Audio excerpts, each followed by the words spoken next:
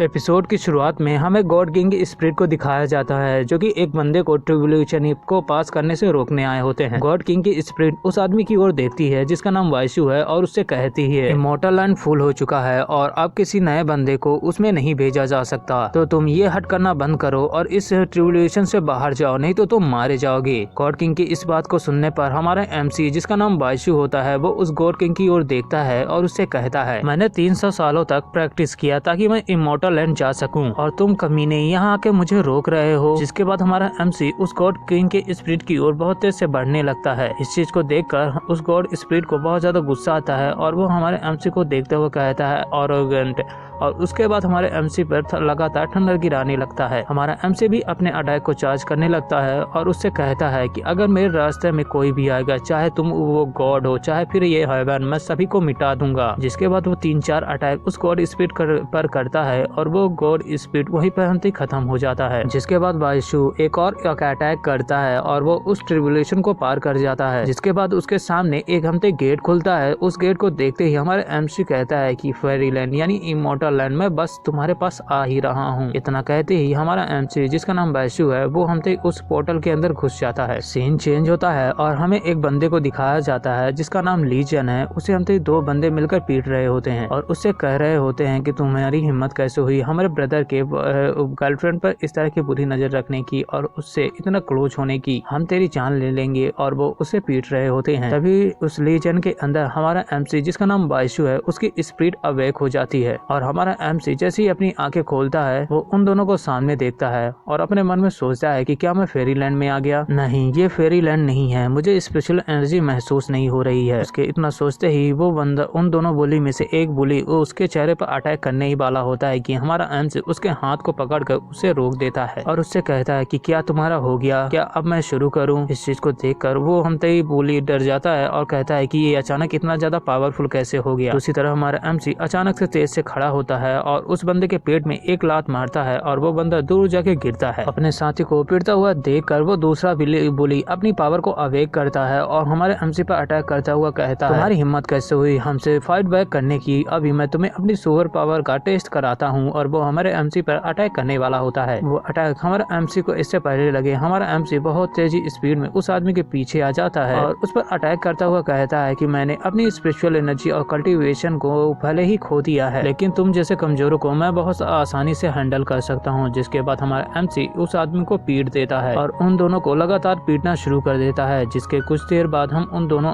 Police को हमारे MC के सामने झुका हुआ देखते हैं, जो कि उससे माफी मांग रहे होते हैं और कह रहे होते हैं कि बिग ब्रदर हमें जाने दो, हमने जानबूझ के नहीं किया। उन दोनों की इस तरह की माफी को सुनते हुए हमारा MC कहता है ठीक है, यहाँ से भाग जाओ, दोबारा अपना चेहरा मुझे मत दिखाना। और हमारे MC की इतनी बात सुनते ही वो दोनों हमसे बहुत तेजी स्पीड में वहाँ से भागना शुरू कर देते हैं। दूसरी तरफ हम अपने MC को देखते हैं जिससे कि लीजन की मेमोरी आने लगती है। उसे देखते ही हमारा MC कहता है कि इस बंदे का नाम लीजन है और इसने अपने पेरेंट्स को बहुत ही बचपन यानी बहुत छोटी उम्र में खो दिया था, जिसे बाद में उसकी मदर की फ्रेंड जिसका नाम लिव ईरान ने है उससे गोद ले लिया था। लेकिन बचपन से ही अपने माता पिता को खोने के कारण लीजन बहुत ज्यादा इंट्रोवर्ट हो गया था और किसी से भी ज्यादा बात नहीं करता था, इसीलिए सभी लोग उसका फायदा उठाते हैं और उसको बुली करते हैं। हम वापिस वाइशु को देखते हैं जो कि सोच रहा होता है कि जबरदस्ती इमॉर्टल लैंड जाने के चक्कर में लगता है हेवन ने मुझे मॉर्टल में ट्रांसफॉर्म कर इस वर्ल्ड में भेज दिया है। गाइस, अब से हम इसे लीजन ही कहेंगे, वाइशु अब नहीं कहेंगे, तो कोई भी कंफ्यूज मत होना। लीजन अपने हमसे सोच में बिजी होता है कि तभी उसके सामने एक लड़की आती है जो उसका नाम पुकारते हुए कहती है कि लीजन, आज उन लोगों ने फिर से तुम्हें बुली किया। इस लड़की का नाम जेसी है और ये हमसे लीजन के अडॉप्टेड मदर की डॉटर है। जेसी उसके पास आती है और उसे हील करना शुरू कर देती है और लीजन को डांटते हुए कहती है अगर तुम फाइट नहीं कर सकते तो क्यों तुम हमसे उनसे बुली होते हो, तुम्हें चुपचाप वहाँ से भाग जाना चाहिए। अगर मदर को ये बात पता चली तो तुम्हें पता है वो कितने ज्यादा तुम्हारे लिए बरी होंगी। जेसी उसके हाथ को हील कर देती है और उसकी ओर देखती है। जेसी उसकी ओर देखती है तो हमारा MC अपने ही सोच में मगन होता है और उसी मैजिकल पावर जिसका नाम हमसे सुपर पावर है उसके बारे में सोच रहा होता है। तभी जेसी उसके सर में एक हाथ मारती है और उससे कहती है कि आखिरकार तुम बोल क्यों नहीं रहे हो। जिस पर हमारा MC उसकी ओर देखता है और उससे कहता है कोई भी मॉर्टल मुझे हर्ट नहीं कर सकता, तुम्हें चिंता करने की कोई जरूरत नहीं है। उसकी इस बात को सुनने पर हमारी जेसी जो है उसको देखते हुए कहती है कि क्या इसकी बीमारी और भी बढ़ गई। जिसके कुछ देर बाद वो उसके हाथ को पकड़ती है और कहती है कि चलो छोड़ो, चलो घर चलते हैं। और वो हमारे लीजन को खींचते हुए घर की ओर जाने लगती है। इसी के साथ हमारे एमसी की आवाज आती है जो हमें बताना शुरू करता है कि ये वर्ल्ड जहाँ मैं पहले रहता था उससे बिल्कुल ही बहुत ही अलग है। इस दुनिया में बहुत बड़ी बड़ी बिल्डिंग्स है, साथ ही इस दुनिया में एक कार नामक प्राणी है जो कि हमसे बिना मैजिक के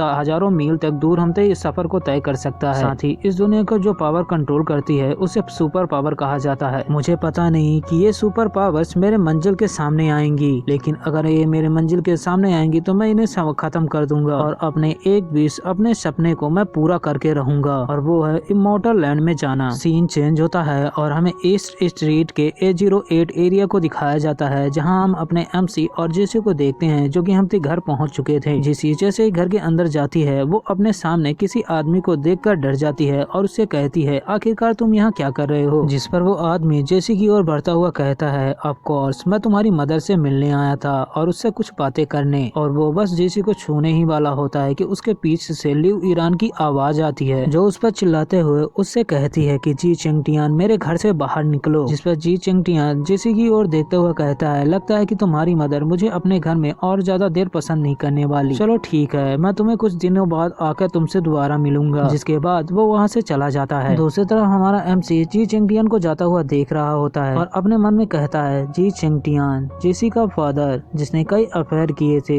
लेकिन जब लिव ईरान को इस बारे में पता चला तो उसने उसे डिवोर्स दे दिया, लेकिन डिवोर्स होने के बाद भी इसने हमसे लिव ईरान और उस जेसी का पीछा नहीं छोड़ा, और इस कमीने का यहाँ आना कोई अच्छी बात नहीं है, तो मुझे अपने आप को बहुत ज्यादा स्ट्रॉन्ग बहुत जल्द ही बनाना होगा। सीन चेंज होता है और हम अपने एमसी को एक गार्डन के अंदर टेबल में बैठकर प्रैक्टिस करते हुए देखते हैं जहाँ वो अपनी पिछले लाइफ में अपने से क्रिएट किए हुए टेक्निक जिसका नाम एंशिएंट स्पिरिट है उसे प्रैक्टिस कर रहा होता है, और हमें बता रहा होता है कि इस टेक्निक को प्रैक्टिस करने से आप स्पिरिचुअल एनर्जी को कंडेंस कर सकते हो, जिसके कारण आपका रियल्म जो भी होगा वो बहुत ज्यादा सॉलिड और बहुत ज्यादा मजबूत हो जाएगा। तो जब आप अपने ही सेम लेवल के बंदे से टक्कर लोगे तो आप उसे बहुत ही आसानी से हरा सकते हो, लेकिन बहुत देर प्रैक्टिस करने के बाद भी हमारा एमसी सिर्फ 3 स्पिरिचुअल पावर को कंडेंस कर पाता है। इस चीज को देखकर हमारा एमसी कहता है कि इस वर्ल्ड में स्पिरिचुअल एनर्जी बहुत ज्यादा कम है, फिर भी वो इस चीज को छोड़कर उस हमसे किए कंडेंस किए हुए स्पिरिचुअल पावर का यूज कर अपने मसल और अपने बेन्स को वो टेम्पर करने लगता है, जिसमें उसे बहुत ज्यादा दर्द हो रहा होता है। लेकिन तभी अचानक उसके शरीर के अंदर से एक गोल्डन ऑरा निकलने लगता है। जैसे ही गोल्डन ऑरा निकलता है वैसे ही हमारे एमसी लीजेंड की कल्टीवेशन की रिफाइनिंग के 5th स्टेज में पहुंच जाती है। इस चीज को देखकर हमारा एमसी बहुत ज्यादा हैरान होता है, और साथ ही वो उस गोल्डन ऑरा को देखते हुए कहता है ये तो इनर दाव बॉडी है जो कि बहुत ही रेयर है, मुझे लगा नहीं था कि मेरे पास इनर दाव बॉडी होगी। लीजेंड खुश हो रहा होता है कि तभी उसे किसी की चिल्लाने की आवाज आती है। जब वो सामने की ओर अपनी आंखें खोलकर देखता है तो उसके सामने एक लड़की आकर गिरती है। वो लड़की हमारे एमसी की ओर देखते हुए उससे मदद मांगती है, साथ ही उसके पीछे एक आदमी खड़ा होता है जो उसी लड़की की ओर बढ़ रहा होता है और कह रहा होता है कि अब तुम्हें कौन बचाएगा। लेकिन जब वो देखता है कि वो लड़की हमारे एमसी से मदद मांग रही है तो वो हमारे एमसी की ओर देखता है और उससे कहता है कि बच्चे किसी और के मामले में अपनी टांग मत अड़ा वरना तेरे लिए अच्छा नहीं होगा, चुपचाप यहाँ से निकल जा। उसकी इस बात को सुनने पर हमारा एमसी का मूड उतर जाता है और वो उसे देखते हुए कहता है कि कहीं भी जाओ इस तरह के इडियट्स और स्कैम की कमी नहीं होगी। एमसी के मुंह से इस तरह की बातों को सुनते ही उस आदमी को गुस्सा आता है और वो अपनी एबिलिटी जो कि हमसे थंडर एट्रीब्यूट के होती है उसका यूज कर हमारे एमसी के ऊपर अटैक कर देता है। पर वो अटैक इससे पहले एमसी को लगे एमसी उसके अटैक को हमसे पूरा बर्फ में जमा देता है और साथ ही में उस आदमी के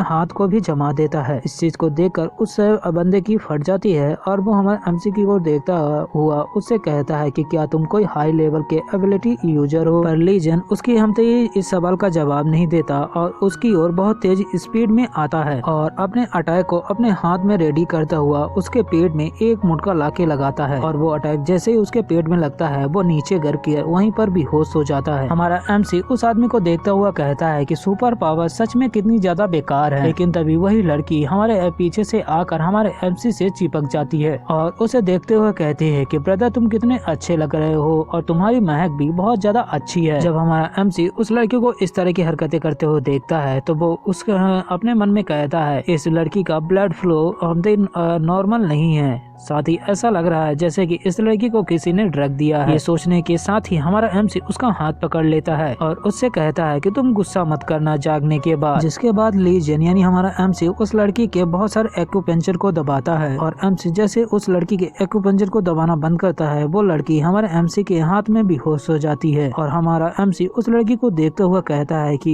इस लड़की के अंदर से मैंने ड्रग को रिमूव कर दिया है और कुछ ही देर में इस लड़की को होश आ जाएगा। अब हमारा एमसी इससे पहले और कुछ करे किसी की चिल्लाने की आवाज आती है, जो चिल्लाता हुआ हमारे एमसी से कह रहा होता है कि कमीने मेरी सिस्टर के साथ क्या किया है तूने। जब हमारा एमसी उसकी ओर देखता है तो वो अपने मन में कहता है कि एक और सुपर पावर का यूज करने वाला। इस बंदे का नाम गो टियानजू है और ये 3rd लेवल का एबिलिटी यूजर है जो कि फायर को कंट्रोल कर सकता है। गो टियानजू हमारे एमसी के ऊपर हमसे ही अटैक करता हुआ उससे कहता है कि मैं तुम्हें चांद से मार दूंगा कमीने, और वो अपनी फायर एबिलिटी का यूज कर हमारे एमसी पर अटैक करता है पर हमारा एमसी उसके अटैक को बहुत ही आसानी से डॉज कर लेता है और साथ ही उसके हाथ को पकड़ते हुए उसे हमसे ही एक ट्री के ऊपर हमसे जोर से ले जाके पटक देता है। उस अटैक से गो टियानजू बहुत ज्यादा घायल हो जाता है और जमीन पर वहीं पर गिर जाता है। हमारा एमसी उसके पास आता है और उसके सर में अपना पैर रख देता है और उसको बहुत ही डरावने लुक से देखता हुआ उससे कहता है कि अभी अभी तुमने मुझसे क्या कहा, तुम मेरी जान लेना चाहते हो। लीजन की इस बात को सुनते ही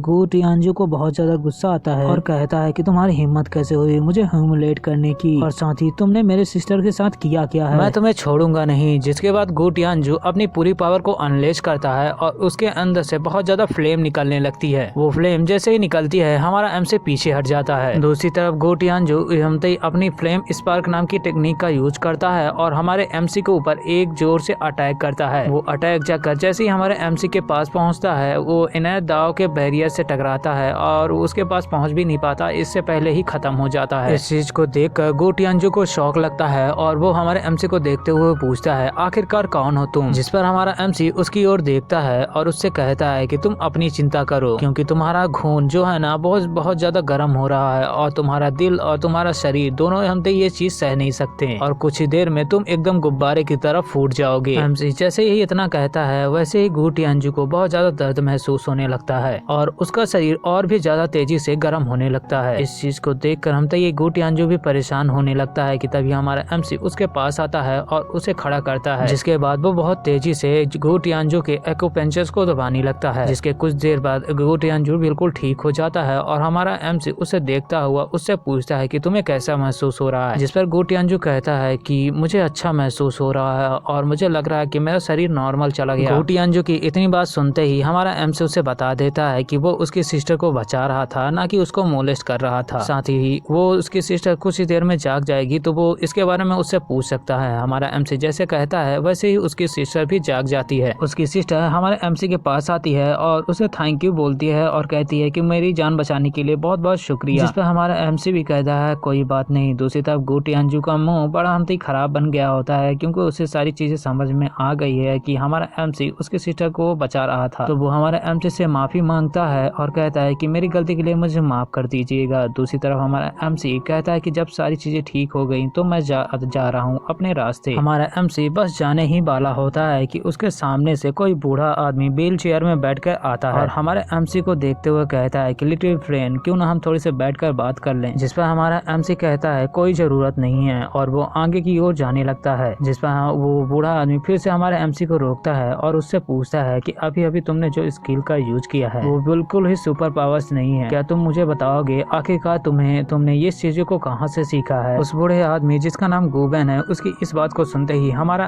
एमसी रुक जाता है और अपने मन में सोचता है कि ये बूढ़ा आदमी बहुत ज्यादा इल है और इसके पास मुझे कोई भी स्पिरिचुअल फ्लक्चुएशन नहीं दिखाई दिया, पर ये मेरी स्पिरिचुअल एनर्जी को सेंस कर पा रहा है। ये बूढ़ा आदमी कोई आम आदमी नहीं लग रहा। इस चीज को सोचने के बाद हमारा एमसी आगे बढ़ने लगता है और उससे कहता है कि नो कमेंट, और इतना कहने के बाद ही हमारा एमसी वहां से चला जाता है। हमारे एमसी के जाने के बाद वो बूढ़ा आदमी अपने ग्रैंड डॉटर और अपनी ग्रैंड सन से कहता है कि आज जो भी हुआ इसके बारे में किसी को पता नहीं चलना चाहिए। जिसके बाद वो अपने एक आदमी यानी बॉडीगार्ड को भेजता है हमारे एमसी के बारे में पूरी जानकारी सर्च करने के लिए। और साथ ही में अपने मन में सोच रहा होता है कि अगर जैसे मैंने सोचा अगर ये बंदा वैसे ही निकला तो मेरी गू फैमिली को इससे बहुत ज्यादा फायदा होने वाला है। सीन चेंज होता है और हमें नेक्स्ट डे के मॉर्निंग को दिखाया जाता है, जहां हम अपार्टमेंट में हम न्यू ईरान को देखते हैं, जो कि हमारे एमसी को नए कपड़े दे रही होती है और उससे कह रही होती है कि आज से तुम्हारा स्कूल चालू होने वाला है, तो मैंने तुम्हारे लिए नए कपड़े तैयार किए हैं। जिसे लेते हुए हमारा